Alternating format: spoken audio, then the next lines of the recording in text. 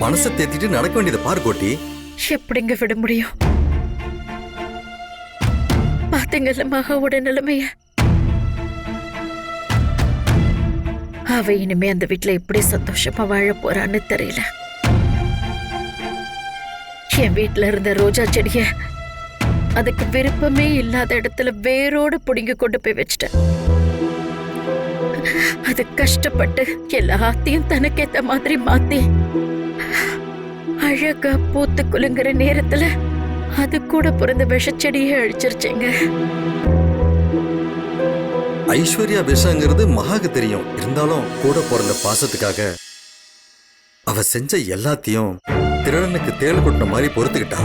மகாக்கு பிரச்சனையானதுக்கு காரணமே அதுதான். பாம்புன்னு தெரிஞ்சு பாலை வாத்தது மகாவுடைய தப்பு தானம்மா? இதுல மகாவோட தப்பு எதுவும் இல்ல.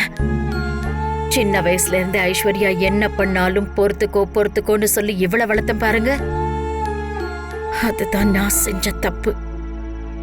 ஏன் ஐஸ்வர்யா இப்படி இருக்கிறதுக்கு காரணமும் நான் தானே.